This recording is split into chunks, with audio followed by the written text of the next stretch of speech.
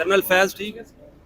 General فیض کیسے میرے خیال میں وہ زیادہ بہتر ہے کہ اس کو لینا چاہیے تاکہ جو ہے نا وہ باقی جو کچا پچا جو نا اڈیاں پسلیاں توڑنی ہے تو وہ بھی ہو جائے سارا کرنا چاہیے. قطع کلامی معاف. اس کا مطلب ہے آپ کی پارلیمنٹ 342 ممبران 102 سینٹ کے ممبران بے بس ہیں. ہونا چاہیے کوئی سماجی رہنما ہونا چاہیے یا سیاسی شخصیت ہونا چاہیے.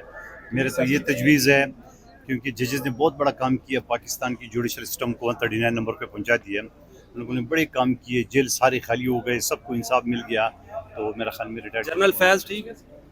جنرل فیض کیسے میرے خیال میں وہ زیادہ بہتر ہے کہ اس کو لینا چاہیے تاکہ جو ہے نا وہ باقی جو کچا پچا جو نا اڈیاں پسلیاں توڑنی ہے تو وہ بھی ہو جائے سارا.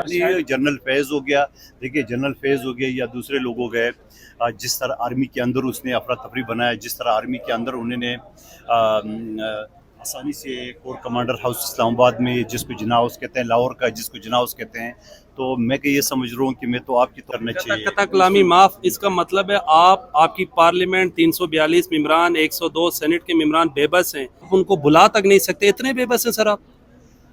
دیکھیں وہ اس کمیٹی میں ہوں نہیں. اگر میرے کمیٹی کا حصہ ہوتا تو جنرل فیس کیا اس کے اچھے بھی آ جاتے ہیں. بات یہ ہوتا ہے نا جب یہ خود فیصل واڈا صاحب بتا رہا ہے کہ وہ سازش میں ملوث تھا, خود فیصل واڈا جو اس کے قریبی ساتھی تھا. اور آپ کو یہ بتاؤں کہ فیصل واڈا والے کیس میں جنرل فیض نے مجھے دھمکی دی ہے. جنرل 1.5 گھنٹہ تک جو ہے نا مجھے سیکٹر آفس میں بٹھا کے اور مجھے دھمکیاں دیتے رہے, اور بعد میں میں نے کہا مجھے قتل کرو, وڈرا نہیں کروں گا. فیصل واڈا کے حق میں اس کی پٹیشن واپس لے لو. تو یہ بھی ریکارڈ کا حصہ ہے, اور ذرا یہ فیصل واڈا صاحب سے پوچھ لیں کہ وہ کیا تھا معاملات. تو بات یہ ہوتا ساری صورتحال آپ کے سامنے ہے. میں اپنے طور پہ اس وقت جب تھا, اور 24 نیوز کا نسیم زیرہ کا شو دیکھ لیں, اور جی ٹی وی کا جو خاتون کیا نام ہے اس کی شو میں دیکھ لیں. میں نے وہاں یہ کہا ہے, یہ آج میں نہیں کہہ رہا ہوں, جب جنرل فیض آئی کے سربراہ تھے اس وقت بول رہا تھا. تو میرے بھائی یہ بات آپ کسی اور سے بات کر لیں, مجھ سے یہ بات نہیں کر سکتے کہ ہم بول نہیں سکتے. اللہ نے مجھے زبان بھی دی ہے, اور اللہ نے مجھے طاقت بھی دی ہے کہ میں کسی سے ڈرتا نہیں ہوں. اور جو اب بیوروکریسی کال دے گی, جو کرپٹ بیوروکریسی ہے, میرے کمیٹی کے ذریعے میں نے انقیال کیا. ذرا پوچھے بیوروکریسی سے, اچھے لوگ موجود ہیں بیوروکریسی میں, اور ذرا ان لوگوں سے پوچھے جو پاکستان سے باہر اوورسیز ہے, جو اچھے لگے, جو پاکستان کی خدمت کر رہے, پاکستان کے لیے ریمیٹنس بھیج رہے, اپنے گھر والوں کا خیال رکھ رہے. لیکن وہ لوگ جو آرمی کے خلاف بول رہے, جو عدلیہ کے خلاف بول رہے, جو پاکستان کے خلاف بول رہے, ان کے پاسپورٹ اور ساری چیزیں ضبط کرنا چاہیے, بلاک کرنا چاہیے. زندگی بھر ان کو پاکستان میں آنے کی اجازت نہ دی جائے. گزشتہ روز بلاول بھٹو صاحب نے مایوسی کا اظہار کیا ہے کہ ہم کچھ خاطر خواہ پرفارمنس نہیں دے سکے, ہم نے اداروں کو اتنے اختیارات دے دیے ہیں. انہوں نے ڈس اپوائنٹمنٹ شو کی ہے. آپ نے ایسا تو نہیں بولا, اس نے ایسا تو نہیں بات کیا. انہوں نے یہ کہا کہ ہم ایسے پالیسی بنانا چاہیے کہ آگے چل کے ہمارے لیے آسانی ہو, یہ نہیں بولا. اور میں آپ مجھے بتاؤں بلاول بھٹو صاحب کی جگہ میں آپ کو جواب دیتا ہوں, آپ کا ایف اے ٹی ایف سے نام نکالنے میں بلاول بھٹو زرداری کا بڑا آتا ہے. آپ کو جی ایس ٹی پلس جو $16,000 جو آپ کو ایک ریمیڈی مل رہی ہے, اس میں بلاول بھٹو زرداری صاحب کا آتا ہے. آپ کا سی پیک سٹارٹ کرنے میں بلاول بھٹو زرداری صاحب کا آتا ہے. آپ کو سعودی عرب یو اے نے جو پیسے دیے وہ بلاول بھٹو زرداری صاحب کی کامیاب خارجہ پالیسی کی وجہ سے. آپ تو پی ٹی آئی کی حکومت نے تو پاکستان کو تنہا کر دیے تمام مالک سے, لیکن بلاول بھٹو زرداری صاحب کی خارجہ پالیسی کی وجہ سے یہ ساری چیزیں آپ کی سموتھ چل رہی ہے, اور آپ آئی ایم ایف سے بھی آپ کی دوستی ہو گئی. عمران خان صاحب پر جس طرح کیس بنا, 6 وزرائے اعظم کا عدالتی قتل ہوا, آپ کے بے نظیر بھٹو ہوں یا ذوالفقار علی بھٹو ہوں, ڈو یو تھنک کہ اکاؤنٹیبلٹی ہونی چاہیے جوڈیشری کی بھی؟ میں یہ سمجھ رہا ہوں کہ بالکل سب سے پہلے تو میں جوڈیشری کی اپوائنٹمنٹ کے خلاف ہوں. جوڈیشری میں ایک چپراسی کی نوکری کے لیے آپ 3 مرتبہ انٹرویو لیتے ہو, ذات, نسل, ڈومیسائل پوچھتے ہو, علاقہ پوچھتے ہو, زبان پوچھتے ہو. ایک ہائی کورٹ کا جج آپ کیوں لے رہے ہیں؟ میرے پچھلے 1.5 سال سے میرے بل اسی اسمبلی میں پینڈنگ ہے, پی ٹی آئی کے دور سے اور ابھی تک, لیکن اس کو پاس نہیں ہونے دیا ہے. تو میں سمجھ رہا ہوں ایک یہ بل میرا. دوسرا بل میرا یہ ہے کہ جو ریٹائرڈ لوگ ہیں ان کو دوبارہ آپ نوکری نہ دے, دوبارہ آپ اداروں میں کانٹریکٹ پہ نہ لگا لیں, کیونکہ یہ نوجوانوں کا پڑھے لکھے جو ہمارے بچے بچی ہیں جو یونیورسٹی کالجز میں پڑھے, ان کا حق مارا جا رہا ہے.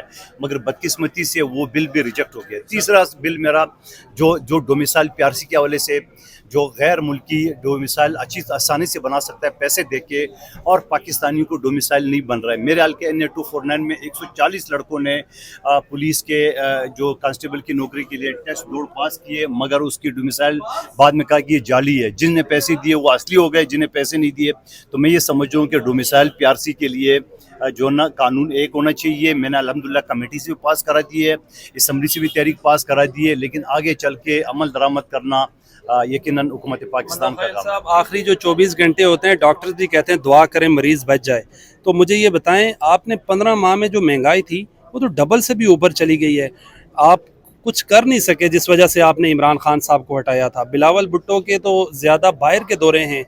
آپ کہہ رہے ہیں ڈپلومیسی میں انہوں نے کیا، لیکن پاکستان میں مہنگائی تو بلند سے بلند ترین سطح پر چلی گئی ہے 75 سالہ تاریخ میں. سر پہلے بلاول بھٹو زرداری صاحب کی دورے کون سے غیر ملکی دورے اس کی ذاتی تھے. جو ابھی میں نے آپ کو تنبیہ باندھ دیا ہے FATF کا، GSP+ کا، CPEC کا، یہ بلاول بھٹو صاحب کی خارجہ پالیسی. آپ یہاں پاکستان میں بیٹھ کے اپنے گھر کے اندر تو پالیسی نہیں بنائی جا سکتی ہے.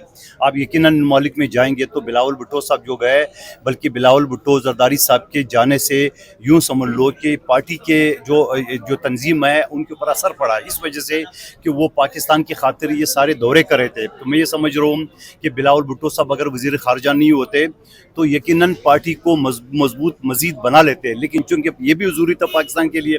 دوسری بات، آپ نے عمران خان صاحب کو بولا، آپ مجھے بتاؤ میرے بھائی، آئین کے آرٹیکل 95 سب کلاس 1 کے تحت بے نظیر بھٹو شہید کے خلاف عدم اعتماد آیا، ناکام ہو گیا. شوکت عزیز صاحب کے خلاف آیا، ناکام ہو گیا.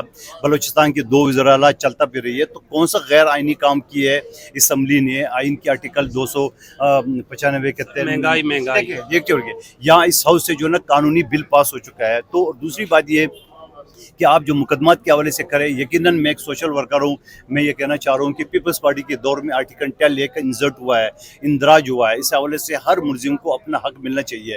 کیا مجھے ایک بات بتاؤ کہ جب عمران خان صاحب جب ان کا پیک پہ تھا، ان کا رش تھا، جہاں ان کے لوگ وہاں پہ مسئلہ ان کے گھر پہ بیٹھے ہوئے تھے، کیا کسی عدالت میں وہ پیش ہوئے؟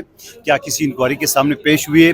ہر جگہ وہ انکار کرتے تھے، میں نہیں جاؤں، اوے جج زیبا میں تمہیں دیکھ لوں گا، IG کی میں یہ کر دوں گا، بیلٹ اتار دوں گا. تو ساری یہ سوالات مکافات عمل ہے. میں سمجھ رہا ہوں کہ اگر عمران خان صاحب بے گناہ ہے وہ ضرور عدالتوں سے بری ہوگا. لیکن آپ یہ سمجھ لو کہ ہماری بہن عدی فریال کو رات 12 بجے اسپتال سے گھسیٹ کے جیل میں ڈالا، زرداری صاحب کو 11 سال جیل میں رکھ کے زبان کاٹی گئی، خورشید شاہ صاحب کو 2 سال جیل میں رکھا گیا ہے، علی وزیر کو 2-2.5 سال جیل میں رکھا گیا. تو جب یہ لیڈران جیل جا سکتا ہے تو عمران خان بھی اس ملک کا باشندہ ہے اور اسی ملک کا